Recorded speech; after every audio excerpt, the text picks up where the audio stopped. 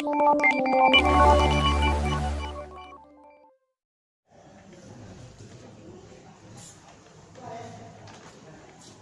dia. Iya bang, Ngapain bro datang sini? ini bang udah ngelamar perusahaan kemana-mana, syarat-syaratnya juga udah lengkap tapi masih aja nggak diterima. Kok bisa ya? Nggak. Coba gue lihat dulu deh. Kayaknya ada yang salah mungkin ya.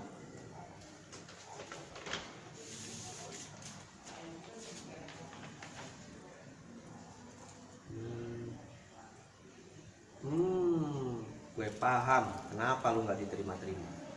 Ini, lu ada yang salah penulisannya bro. Salah.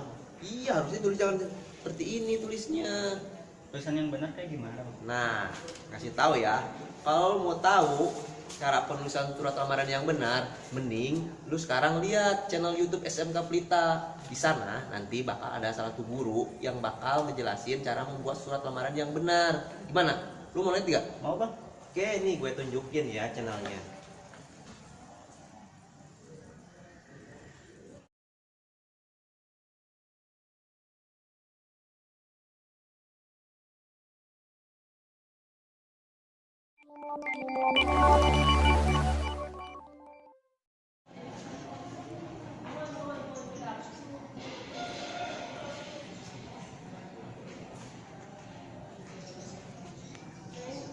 Assalamualaikum warahmatullahi wabarakatuh. Selamat datang di kelas Bahasa Indonesia dengan saya Ibu Evi Juliani dari Mente. Nah, di sini saya akan menjelaskan mengenai materi surat lamaran pekerjaan. Berikutnya, di sini saya akan menjelaskan mengenai tujuan pembelajaran kita kali ini. Yang pertama, di sini setelah kita menggali informasi, peserta didik diharapkan mampu yang pertama memahami surat lamaran pekerjaan, lalu yang kedua menentukan isi dan sistematika dalam surat lamaran pekerjaan, yang berikutnya yaitu menemukan hal-hal penting dalam surat lamaran pekerjaan secara mandiri dan penuh rasa ingin tahu. Ya, selanjutnya, kalian sebelum menentukan atau membuat surat lamaran pekerjaan, kalian harus mengetahui terlebih dahulu, menanyakan pada diri Anda sendiri, profesi apa yang Anda inginkan. Oke, sangat luar biasa pilihan Anda, jawabannya luar biasa. Oke, berikutnya, apa yang harus dilakukan bila ingin bekerja? Ya, yang pasti salah satunya adalah menulis surat lamaran pekerjaan. Ya, selanjutnya di sini akan kita pelajari materinya, yaitu yang pertama sistematika, yang kedua bahasa, dan yang ketiga adalah lampiran. Berikutnya di sini sistematika, yang pertama adalah tempat, tanggal, bulan, dan tahun.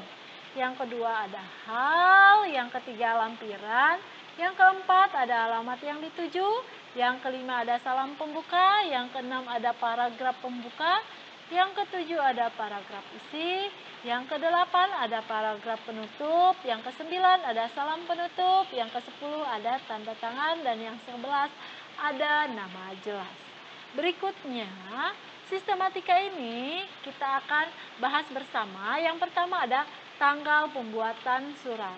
Tanggal ditempatkan di pojok kanan atas dan di akhirnya tidak menggunakan titik. Jadi ingat, tidak menggunakan titik.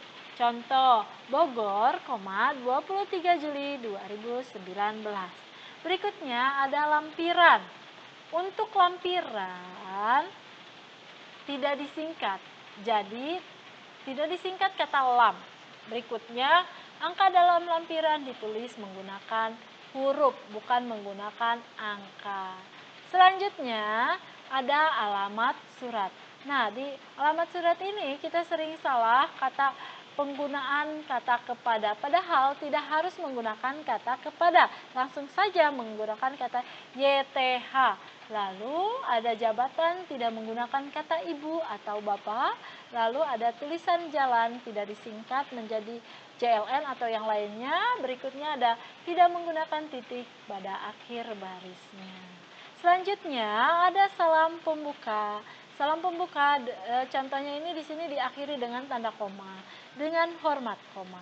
Oke, berikutnya ada alinea pembuka. Nah, di sini bisa berbeda-beda isinya karena ini berdasarkan dari mana Anda mendapatkan informasi lowongan pekerjaan tersebut. Contohnya kalau ini dari surat lamaran, suratnya itu surat kabar pikiran rakyat, berarti dari koran. Contohnya berdasarkan informasi yang saya peroleh dari harian surat kabar pikiran rakyat, titik-titik-titik boleh disesuaikan. Nah, lalu ada isi. Nah, isi ini ada isinya itu ada identitas diri. Dari nama, tempat tanggal lahir, alamat, pendidikan terakhir, dan lain-lain. Ingat, penulisan huruf awal menggunakan huruf kecil. Berikutnya di sini maksud dan tujuannya disampaikan di isi. Berikutnya menyatakan lampiran tiap rincian menggunakan tanda titik koma. Nih contohnya titik koma itu ya Nah ya. Dan diakhiri menggunakan tanda titik. Oke, berikutnya ada penutup. Nah, di penutup ini, demikian surat lamaran pekerjaan ini saya buat. Nah, di situ boleh dicantumkan juga harapan Anda apa nantinya. Bisa bergabung dengan perusahaan tersebut dan lain-lain. Lalu di sini ada salam penutup. Sama seperti salam pembuka menggunakan tanda koma di akhirnya. Lalu ada tanda tangan, baru ada di sini nama jelas. Nanti biar lebih jelasnya akan Ibu kirimkan contohnya, akan Ibu lampirkan. Silahkan nanti dibuka untuk dipelajari lebih lanjut. Selanjutnya di sini ada kebahasaan. Nah, kebahasaan ini juga sangat penting. Ketika kita membuat surat tersebut berarti akan menjelaskan kepribadian kita secara tidak langsung. Yang pertama di sini menggunakan bentuk surat yang standar. Ada tuh bentuk suratnya. Yang kedua, menggunakan bahasa yang baik dan benar.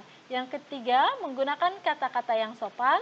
Yang berikutnya menggunakan kata yang jelas, singkat, padat, informatif, dan tepat sasaran.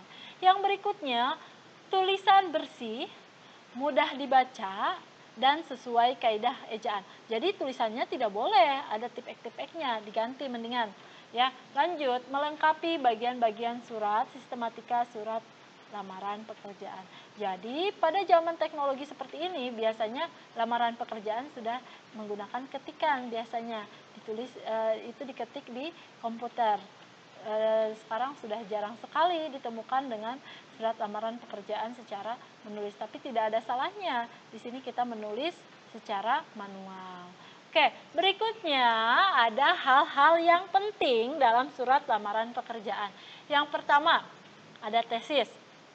Tesis ini terkait dengan pekerjaan yang akan dilamar. Begitu. Yang kedua ada argumentasi berupa penulis lampiran yang akan dilampirkan. Jadi isinya ini terkait dengan isi di surat lamaran pekerjaan tersebut, hal-hal penting. Lalu berikutnya ada penjelasan surat lamaran pekerjaan. Jadi penjenisan surat lamaran pekerjaan. Yang pertama di sini ada surat lamaran pekerjaan yang digabung dengan riwayat hidup. Ada pula riwayat hidup yang dipisahkan dengan surat lamaran pekerjaan. Terserah kalian inginnya yang mana. Itu mana suka ya. Lalu dilanjutkan, ada di sini hal-hal yang harus kalian lampirkan. Yang pertama adalah daftar riwayat hidup. Yang kedua adalah fotokopi ijazah terakhir. Yang berikutnya ada sertifikat, boleh sertifikat pelatihan, boleh sertifikat PKL kalian ataupun magang yang lainnya, terserah kalian, dimasukkan sertifikatnya.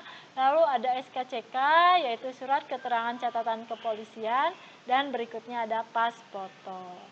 Ya, Ibu ucapkan terima kasih untuk pembelajaran kali ini.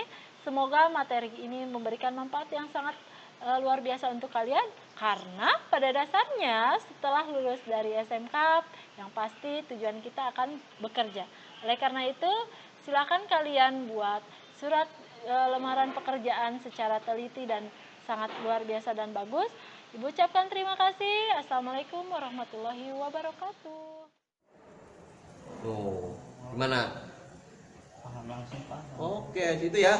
Oke, Siap. yaudah, gue cabut dulu ya. Oh iya Bang, makasih ya Bang. Ya, semoga sukses. Ya.